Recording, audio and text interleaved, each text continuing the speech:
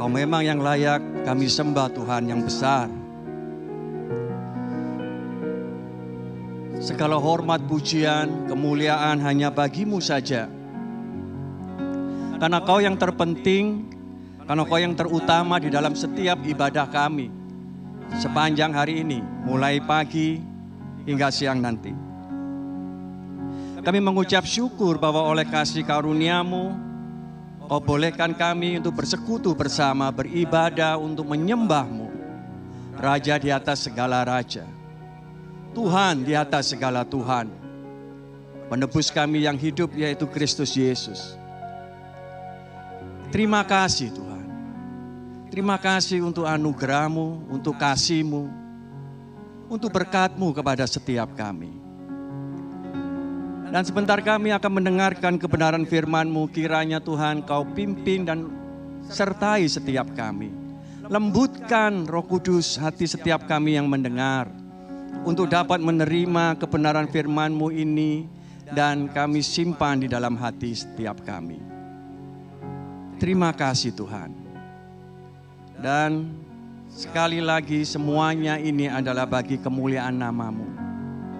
Hanya di dalam nama Tuhan dan penebus kami, Kristus Yesus, kami berdoa dan mengucap syukur. Haleluya. Amin. Shalom, selamat pagi Bapak Ibu Saudara sekalian. Senang sekali bisa berjumpa kembali dalam ibadah bahasa Indonesia ICA.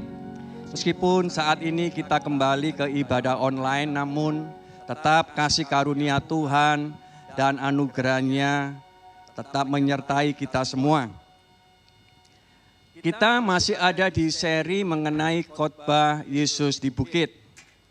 Dan sebelum kita untuk masuk ke dalam firman Tuhan pada pagi hari ini, saya mau menjelaskan mengenai latar belakang mengenai Injil Matius yang akan kita dengarkan sebentar lagi. Kita tahu bahwa Injil Matius ini ditujukan kepada orang-orang Yahudi. Ya, Matius menjelaskan bahwa ada 3 hal. Yang pertama bahwa Yesus itu adalah Mesias dari keturunan Daud.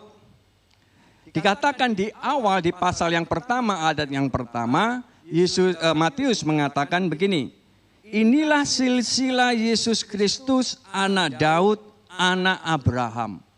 Jadi jelas pembukaan di Injil Matius coba menjelaskan kepada pembacanya orang Yahudi bahwa memperkenalkan Yesus Kristus ini adalah keturunan Daud dan juga dari keturunan Abraham.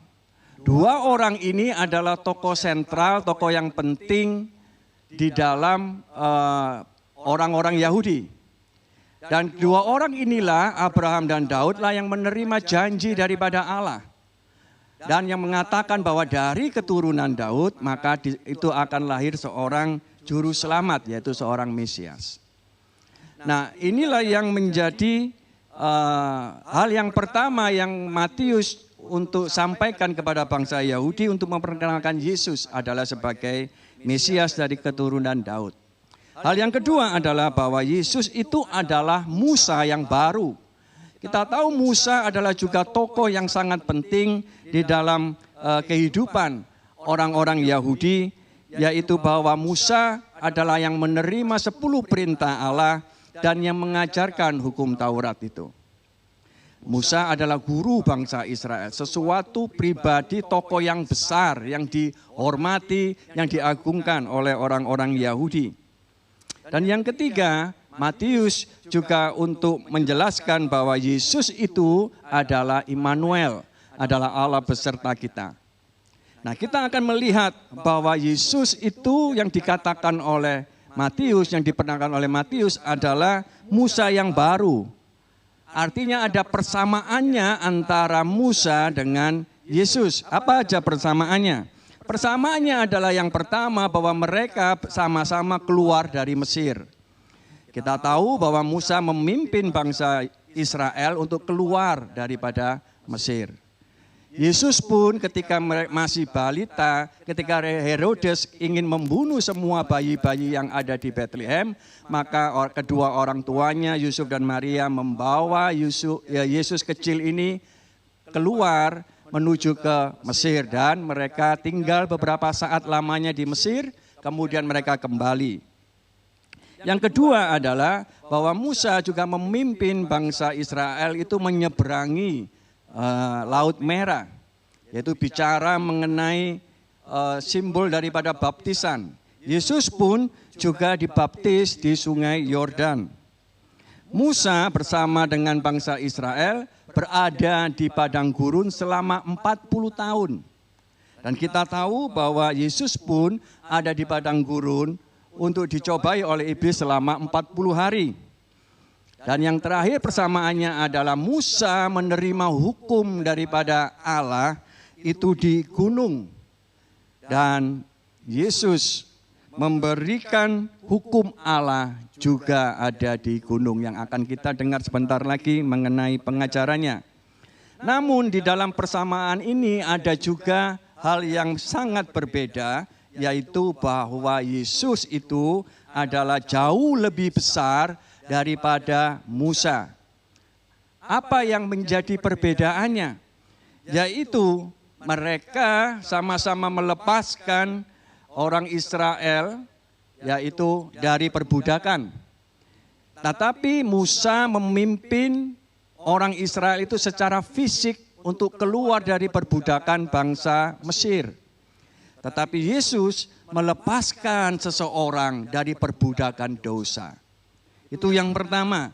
Hal yang kedua, bahwa Musa dan Yesus sama-sama memberikan pengajaran ilahi yang baru. Musa mengajarkan hukum Taurat, sedangkan Yesus mengajarkan hukum kasih.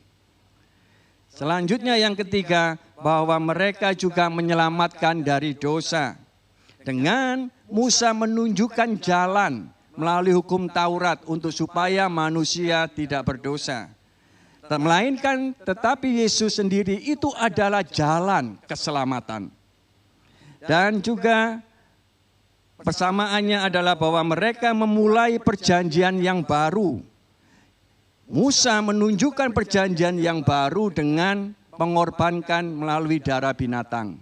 Sedangkan Yesus memulai perjanjian yang baru dengan melalui darahnya sendiri.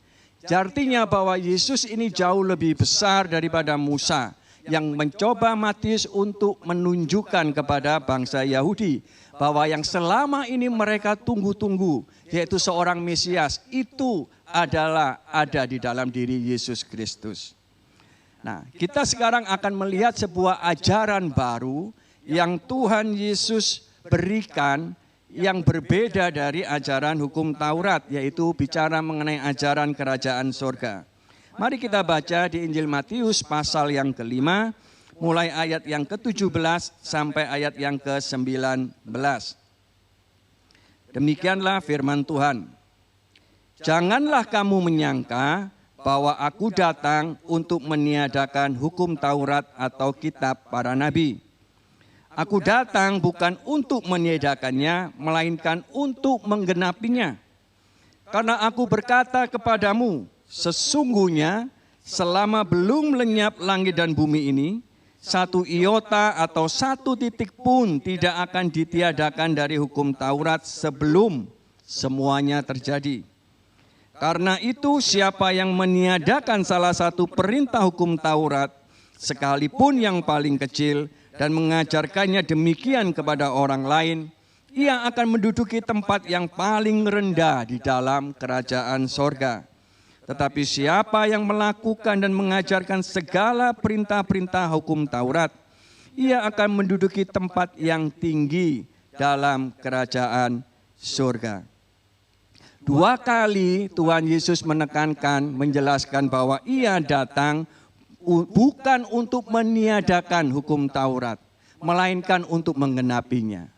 Artinya Yesus mengatakan bahwa hukum Taurat itu adalah sama dengan firman Tuhan. Aku tidak mungkin untuk menghapus firman Tuhan itu. Tetapi aku datang untuk menggenapinya. Ya.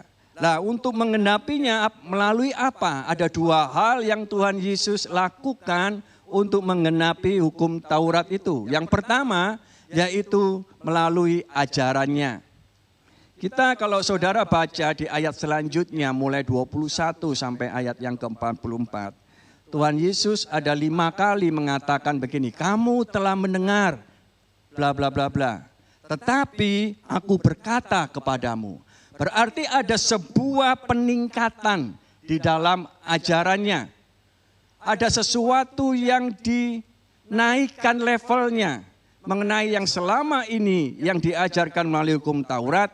Tuhan Yesus memberikan sebuah ajaran yang baru, yang lebih naik tingkatannya. Peningkatannya adalah bahwa kalau hukum Taurat itu berdasarkan perbuatan. Melainkan Yesus yang mengajarkan ajaran baru itu adalah berdasarkan kasih. Ini adalah sebuah perbedaan yang sangat besar, yang sangat mendasar. Yaitu kasih kepada Allah dan kasih kepada sesama. Itu yang pertama, yaitu melalui ajarannya Yesus menggenapi hukum Taurat. Yang kedua adalah melalui hidupnya. Bahwa Yesus memberikan teladan atau contoh dari ajarannya. Yesus tidak hanya berbicara secara teori, melainkan ia menunjukkan sebuah teladan yang ditunjukkan melalui hidupnya. Bahwa Yesus menggenapi tuntutan dari hukum Taurat dengan menyerahkan dirinya sebagai korban penebusan dosa. Sebab tidak ada seorang manusia pun yang dapat memenuhi tuntutan hukum Taurat kecuali Yesus itu sendiri. Itulah sebabnya ia menggenapinya dengan ia memberikan hidupnya sebagai korban yang utama untuk pemenuhan hukum Taurat. Nah, mari kita lihat mengenai ajaran Tuhan Yesus yang baru. Yang kita lihat di mulai ayat 21 dan seterusnya. Ada 3 hal yang saya sampaikan di sini, yaitu yang pertama berbicara mengenai ajaran mengenai kemarahan dan rekonsiliasi. Kita baca mulai ayat yang ke-21 sampai ayat yang ke-26. Demikianlah firman Tuhan. Kamu telah mendengar yang difirmankan kepada nenek moyang kita, jangan membunuh. Siapa yang membunuh harus dihukum. Tetapi aku berkata kepadamu, setiap orang yang marah terhadap saudaranya harus dihukum. Siapa yang berkata kepada saudaranya kafir, harus dihadapkan ke mahkamah agama. Dan siapa yang berkata jahil, harus diserahkan ke dalam neraka yang menyala-nyala. Sebab itu, jika engkau mempersembahkan persembahanmu di atas mezbah, dan engkau teringat akan sesuatu yang ada dalam hati saudaramu terhadap engkau, tinggalkanlah persembahanmu di depan mezbah itu, dan pergilah berdamai dahulu dengan saudaramu, lalu kembali untuk mempersembahkan persembahanmu itu. Segeralah berdamai dengan lawanmu, selama engkau bersama-sama dengan dia di tengah jalan, supaya lawanmu itu jangan menyerahkan engkau kepada hakim, dan hakim itu menyerahkan engkau kepada pembantunya, dan engkau dilemparkan ke dalam penjara. Aku berkata kepadamu, sesungguhnya engkau tidak akan keluar dari sana sebelum engkau membayar hutangmu sampai lunas. Menurut hukum Taurat, seseorang dinyatakan berdosa membunuh, yaitu ketika ia bertindak, ketika ia melakukan pembunuhan itu. Tetapi Yesus mengatakan, sebelum kau bertindak untuk melakukan pembunuhan, karena dasarnya orang membunuh itu adalah karena ada rasa marah, ada rasa benci, dendam di dalam diri orang itu. Ketika engkau sudah mulai merasa marah di dalam hatimu, maka disitulah itu sudah mulai engkau berdosa. Marah di dalam hati yang fokusnya, yang tujuannya adalah untuk menghukum orang lain. Itulah yang dimaksudkan oleh perkataan daripada Tuhan Yesus.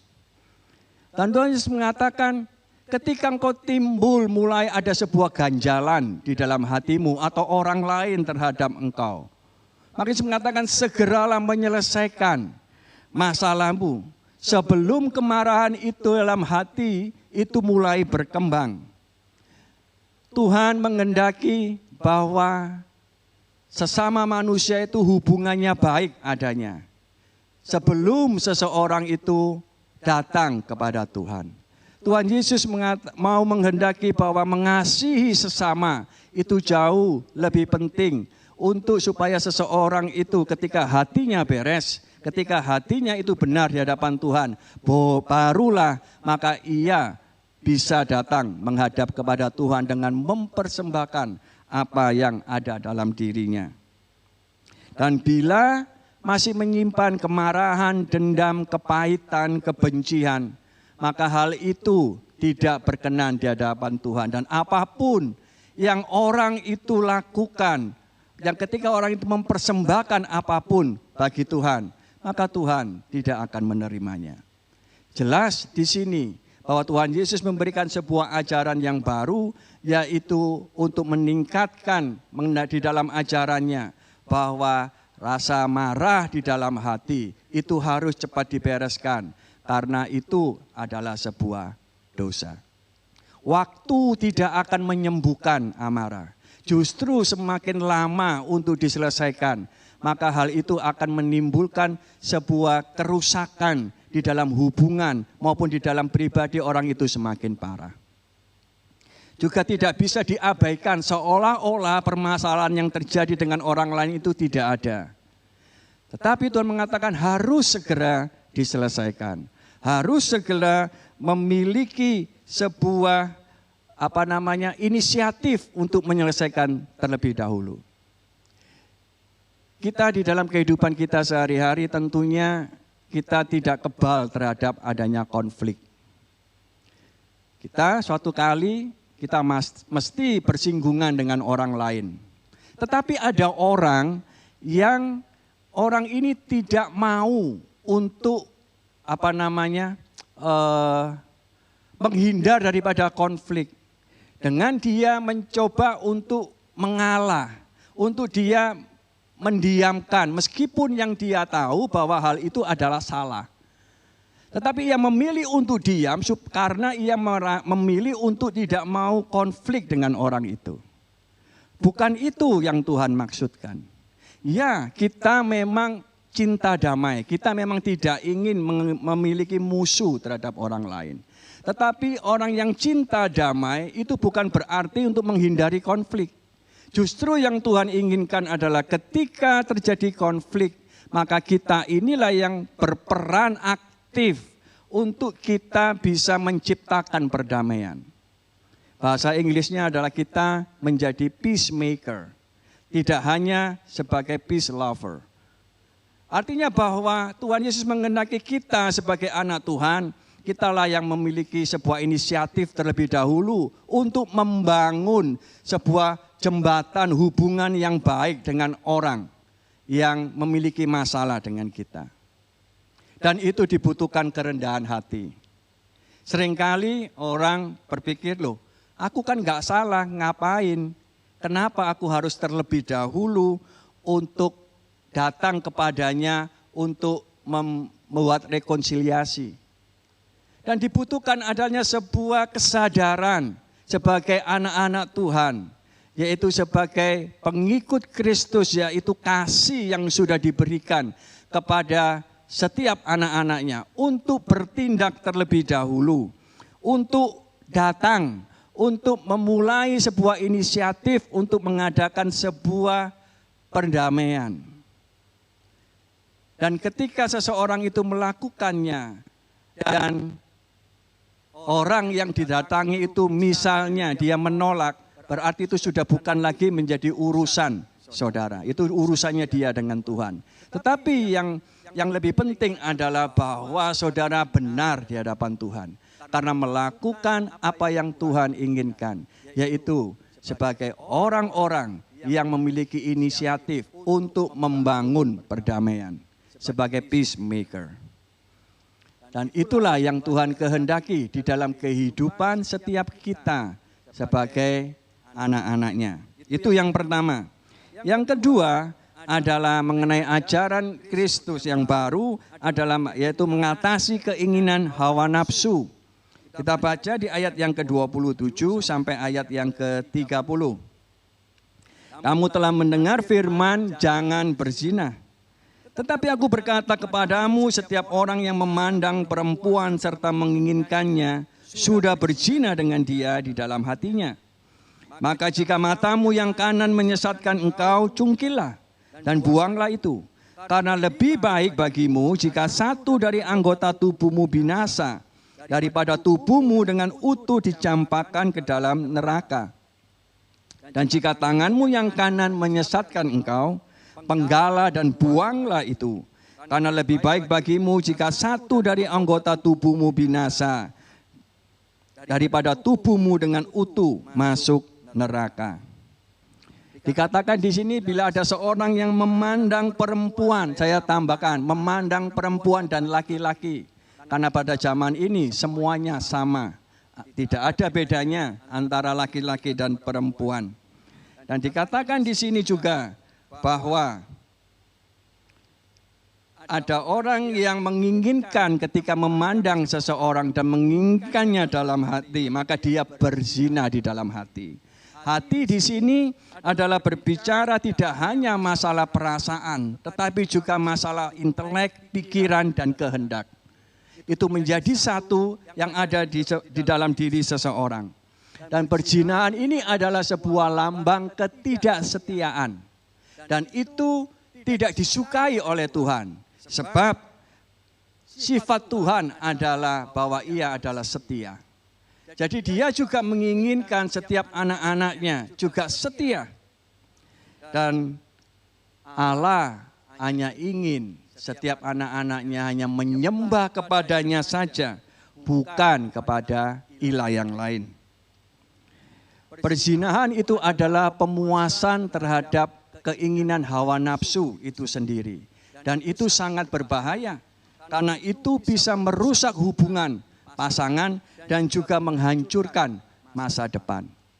Begitu banyak di dalam kehidupan keluarga, termasuk juga keluarga Kristen, bahwa keluarga itu banyak hancur karena adanya sebuah perzinahan.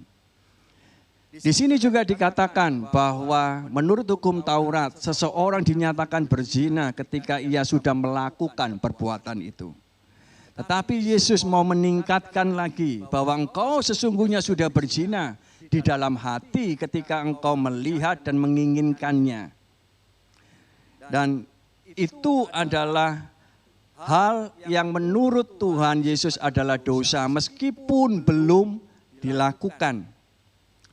Yang dimaksud di sini adalah pikiran, adalah bukan pikiran yang secara tiba-tiba mendadak timbul di dalam diri seseorang ketika melihat laki-laki atau perempuan lewat. Bukan sekonyong-konyong pikiran itu timbul keinginan tidak senonoh.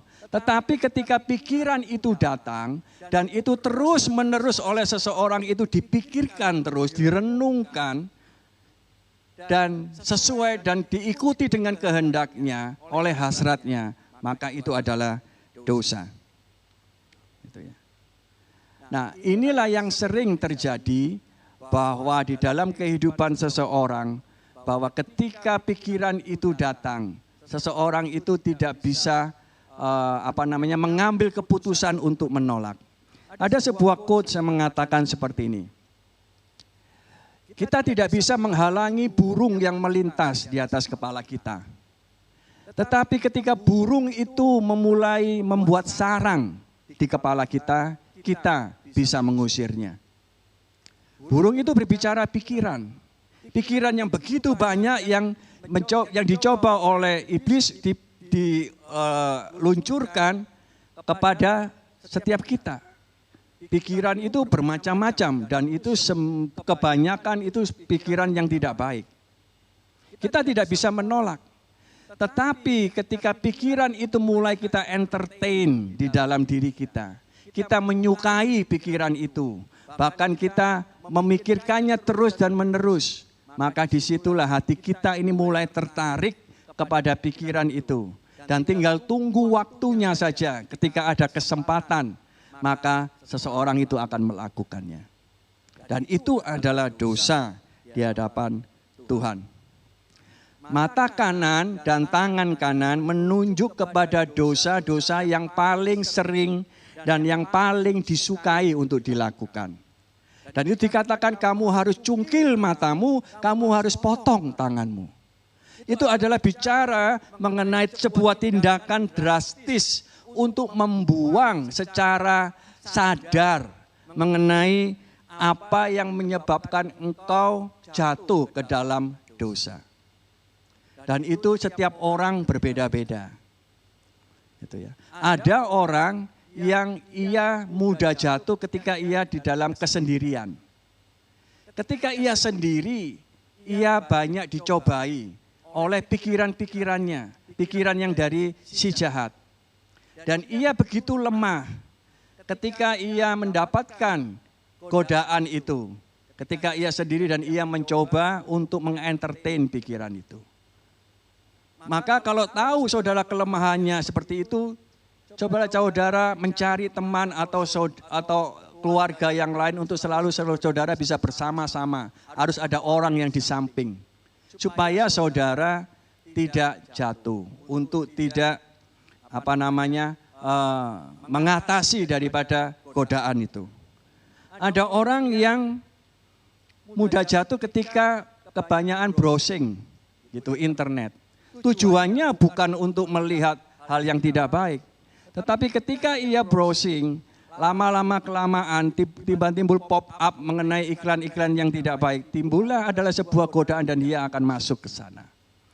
Nah, kalau seperti itu batasi penggunaan daripada internet. Ketika saudara mendapatkan sebuah godaan, segera tutup komputer saudara untuk saudara bisa terhindar daripada godaan itu. Atau juga ada yang masuk di dalam komunitas atau kelompok yang tidak baik. Dalam hal tidak baik ini adalah mereka suka berbicara yang kotor atau bahkan melakukan sebuah tindakan yang asusila. Jangan masuk atau dalam kelompok itu. Tinggalkan kelompok itu. Karena saudara tidak akan pernah kuat apabila saudara tetap berada di dalam komunitas tersebut. Itu adalah hal-hal yang praktis yang bisa dilakukan untuk supaya tetap kita menjaga hati kita untuk dengan benar di hadapan Tuhan. Dan ada satu hal lagi yang perlu juga dilakukan. Seperti yang dikatakan di Filipi 4 ayat yang ke-8. Untuk mengisi diri kita dengan hal-hal yang baik. Firman-Nya mengatakan begini. Jadi akhirnya saudara-saudara, semua yang benar, semua yang mulia, semua yang adil, semua yang suci, semua yang manis, semua yang sedap didengar, semua yang disebut kebajikan dan patut dipuji, pikirkanlah semuanya itu. Artinya bahwa kita diminta untuk mengarahkan pikiran kita kepada hal-hal yang baik. Kita isi pikiran kita dengan hal-hal yang positif, yang kudus, yang benar. Ketika saudara menghadapi sebuah pikiran yang tidak baik, yang mencoba untuk menggoda saudara, saudara alihkan kepada pikiran yang lain. Pikiran yang baik. Ini dikatakan semua, pikirkanlah yang baik itu. Dan itu adalah kendalinya ada di dalam diri kita. Untuk kita dapat memilih, untuk kita dapat berpikir yang baik. Hal yang ketiga, mengenai ajaran baru dari Kristus adalah bicara mengenai mengasihi musuhmu. Kita baca di Matius pasal yang ke-5 ayat yang ke-43 sampai ayat yang ke-47. Demikianlah firman Tuhan. Kamu telah mendengar firman, kasihilah sesamamu manusia dan bencilah musuhmu. Tetapi aku berkata kepadamu, kasihilah musuhmu dan berdoalah bagi mereka yang menganiaya kamu. Karena dengan demikianlah kamu menjadi anak-anak Bapamu yang di sorga, yang menerbitkan matahari bagi orang yang jahat dan orang yang baik, dan menurunkan hujan bagi orang yang benar dan orang yang tidak benar. Apabila kamu mengasihi orang yang mengasihi kamu, apakah upamu? Bukankah pemungut cukai juga berbuat demikian? Dan apabila kamu hanya memberi salam kepada saudara-saudaramu saja, apakah lebihnya daripada perbuatan orang lain? Bukankah orang yang tidak mengenal Allah pun berbuat demikian? Ketika Yesus mengatakan hal ini, tentunya banyak orang terkejut. Karena apa? Karena apa yang disampaikan oleh hukum Taurat bahwa mengasihi sesama dan benci musuh itu adalah sesuatu hal yang mudah sekali untuk disetujui oleh semua orang. Ya memang seharusnya begitu. Kita mengasihi teman kita, saudara kita, tapi terhadap musuh kita harus benci. Itulah yang ada di dalam pikiran orang-orang secara umum seperti begitu. Tetapi Tuhan Yesus mengajarkan sesuatu hal yang berbeda. Kamu juga harus mengasihi dan berdoa terhadap musuhmu. Tidak hanya mengasihi saja, melainkan juga berdoa. Bagaimana hal itu mungkin bisa dilakukan? Terhadap musuh yang seseorang yang dibenci, yang tidak disukai, bagaimana bisa mengasihi, apalagi untuk berdoa bagi orang tersebut. Di dalam setiap rumah tangga, pasti pernah terjadi konflik antara suami dan istri. Dan ketika terjadi konflik, maka sang suami menganggap sang istri itu adalah musuh, demikian juga sang istri akan menganggap suaminya sebagai musuh. Ya, meskipun tidak secara terang-terangan, gitu ya.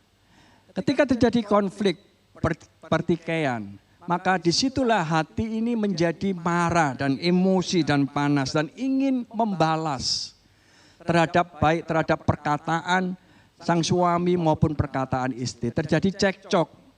Bahkan seringkali juga sampai terjadi kata-kata yang keras gitu ya. Dan itu membuat hati ini tidak lagi mengasihi terhadap pasangan satu sama lain. Menjadikan pasangannya menjadi musuh gitu ya. Tetapi Tuhan Yesus mengatakan bahwa kau harus mengasihi musuhmu dan berdoa bagi musuhmu itu. Dan ini adalah sesuatu hal yang tidak mudah. Kita tidak bicara mengenai orang luar, tetapi orang yang sendiri yang ada di paling dekat dengan kita. Untuk berdoa bagi orang yang dekat dengan kita ketika dalam emosi yang marah, ketika ingin membalas. Untuk berdoa, untuk memberkati orang itu bukan pekerjaan yang mudah sekali lagi. Ada timbul keengganan, timbul rasa tidak suka atau mau untuk mendoakan pasangan daripada kita itu. Tetapi Tuhan mengatakan kamu harus mengasihi dan berdoa. Memang awalnya itu akan sangat sulit untuk mengeluarkan perkataan melalui mulut kita untuk kita berdoa buat pasangan kita. Untuk kita memberkati pasangan kita. Sangat sulit. Tetapi dengan pertolongan daripada Tuhan ketika kita mau melakukan apa yang firman Tuhan katakan. Kita terus-menerus kita berdoa, kita memberkati pasangan kita.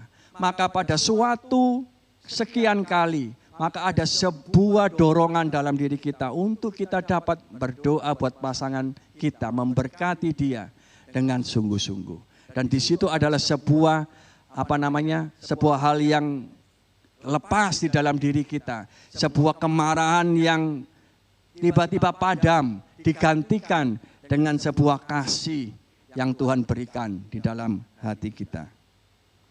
Dan itu yang Tuhan Yesus ingin lakukan, untuk kita lakukan di dalam kehidupan kita sehari-hari. Mengasihi dan berdoa bagi musuh. Bukannya tidak bisa, tetapi Tuhan Yesuslah yang memampukan untuk kita melakukannya. Ayat yang ke-48 mengatakan begini. Karena itu haruslah kamu sempurna, sama seperti Bapamu yang di sorga adalah sempurna. Di sini adalah sebuah standar yang Tuhan Yesus ingin setiap yang mendengar perkataannya, yaitu muridnya, untuk memiliki sebuah standar yang sama dengan Bapa mengenai kesempurnaan. Dan pertanyaannya adalah apakah kita bisa dan bagaimana caranya kita bisa menjadi sempurna. Kita tidak bisa sempurna bila tanpa Yesus. Dengan kemampuan kita, dengan apapun yang ada dalam diri kita sendiri, kita tidak akan mampu bisa mencapai seperti apa yang Tuhan Yesus inginkan. Karena justru Tuhan Yesuslah yang memampukan kita untuk kita bisa mencapai standar yang Tuhan inginkan. Karena Ia telah melakukannya bagi kita dengan Ia mati di atas kayu salib, menebus dosa kita. Tuntutan dosa digenapi di dalam dirinya untuk mendamaikan kita yang dulunya seteru dengan Bapa, kita diperdamaikan dengan Dia melalui darahnya. Dan untuk supaya kita bisa masuk ke dalam kerajaan Allah. Dulu kita ini adalah hamba dosa. Sekarang kita menjadi hamba kebenaran. Itu semua adalah karena karya Kristus Yesus. Ketika kita mengakui dosa kita, bertobat, berbalik dari jalan kita yang jahat kepada jalan Kristus, jalan terangnya, maka disitulah kita ini masuk di dalam kerajaan surga. Kita ini hidup kita sepenuhnya, kita itu tunduk kepada Kristus. Dan Kristuslah yang memimpin hidup kita hari demi hari untuk kita bisa menjadi seperti yang Dia kehendaki untuk kita masuk dalam rancangannya. Melalui Roh Kudus yang diberikan kepada kita untuk menolong kita hari demi hari. Dengan tujuan adalah selama hidup kita ini diproses untuk kita bisa menjadi serupa dengan Kristus. Itu yang Tuhan Yesus lakukan buat kita. Apa yang Tuhan Yesus ajarkan tadi mengenai penggenapan hukum Taurat dengan hukum kasih-Nya, itu bisa dilakukan buat setiap kita, anak-anaknya, karena adanya pertolongannya. Karena kasih karunia-Nya kepada kita. Dan itulah yang Tuhan Yesus kehendaki buat setiap kita untuk kita melakukannya. Gitu ya. Dan kita ada 3 hal yang bisa kita lakukan daripada pemberitaan pada firman Tuhan pagi hari ini.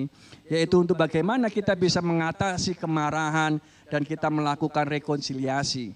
Dan yang kedua, bagaimana kita bisa mengatasi keinginan akan hawa nafsu. Dan yang ketiga, bagaimana kita juga bisa mengasihi musuh kita. Dan itu kita lakukan dengan pertolongan Roh Kudus.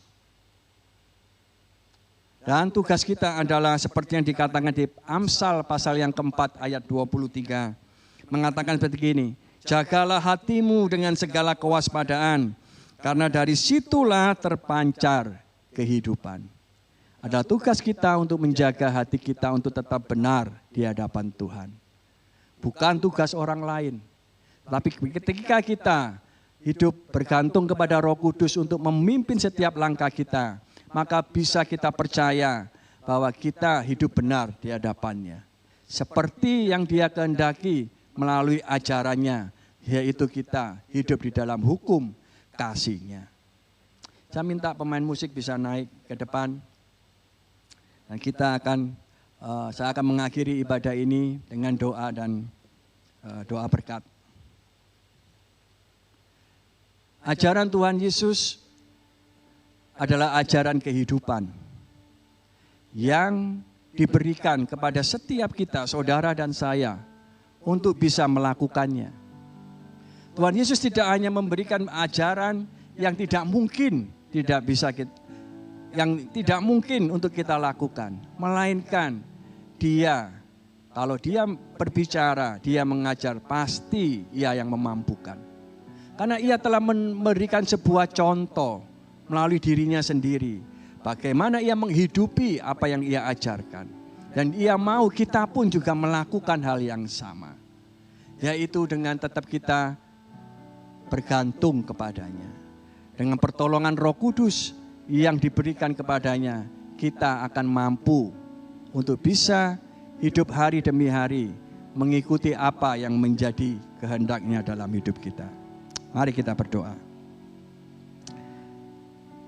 Kami mengucap syukur Tuhan Bapa Surgawi. Kami telah mendengarkan kebenaran firman-Mu pada pagi hari ini. Firman-Mu yang mengajarkan mengenai hukum kasih di dalam hidup kami. Kasih-Mu Tuhan yang tidak pernah gagal. Kasih-Mu yang memampukan kami untuk dapat melakukan apa yang menjadi kehendak-Mu. Itu semua bukan karena kehebatan kami, kekuatan kami, melainkan semua adalah karena anugerah-Mu yang terus-menerus Kau perbarui hari demi hari di dalam kepenuhan Kristus dalam hidup kami. Terima kasih Tuhan. Sungguh begitu besar kasih-Mu kepada kami, yang tak pernah kami bisa bayangkan betapa hebatnya kasih karunia-Mu. Dan melalui Roh Kudus-Mu yang Kau berikan kepada kami, Kau tolong kami Tuhan, waktu demi waktu, dalam setiap langkah kami, untuk kami tetap berada di dalam jalan-Mu, untuk kami tetap berada di dalam jalan kehidupan seperti yang Kau kehendaki. Untuk kami pada akhirnya kami bisa mencapai serupa dengan Engkau Kristus. Untuk kami bisa sempurna seperti yang Kau kehendaki. Terima kasih Bapa untuk firman-Mu pada pagi hari ini. Kiranya kebenaran-Mu ini termeteraikan dalam hati setiap kami yang mendengar. Dan semuanya adalah kemuliaan bagi nama-Mu saja. Di dalam nama Tuhan Yesus, Tuhan dan penebus kami yang hidup, kami berdoa dan mengucap syukur. Haleluya. Amin. Tuhan Yesus memberkati. Selamat datang di ibadah Bahasa Indonesia ICA. Berikut beberapa informasi yang perlu Anda ketahui. Bagi para orang tua, ICA Kids telah menyediakan materi sekolah minggu bagi anak-anak Anda. Silakan download di tautan bit.ly/ICA Kids online. Follow ICA Kids di Instagram untuk mendapatkan informasi terkini tentang kegiatan ICA Kids. Ibadah doa malam ICA masih akan dilakukan melalui Zoom pada hari Selasa jam 6:30 sampai 7:30 malam. Periksa Instagram ICA untuk mendapatkan Zoom meeting ID-nya. Ada beberapa cara untuk memberikan persembahan. Anda bisa memasukkan ke dalam kotak yang tersedia di gedung gereja, juga bisa melalui transfer, dan juga dengan scan QR Code yang ada di pengumuman. Kunjungi website ICA untuk mendapatkan informasi yang lebih lengkap. Bila Anda butuh untuk didoakan, Anda bisa mengisi form yang ada di tautan bit.ly/ICA Prayer Online dan pastoral team serta tim doa ICA akan siap berdoa bagi Anda. Mari ikuti ICA Surabaya di seluruh platform sosial media kami, Instagram, Facebook, dan juga YouTube. Sudahkah Anda mencoba menyaksikan ibadah online ICA melalui aplikasi Church Center? Hanya dengan memilih menu Church di bagian bawah layar, Anda akan langsung dapat menyaksikan ibadah online ICA. Kami mengajak Anda untuk mendownload aplikasi Church Center Apps sekarang juga, mendapatkan informasi penting terkait ICA dan juga menyaksikan ibadah online ICA. Satu aplikasi untuk semua hal tentang ICA. Mari download Church Center Apps sekarang juga.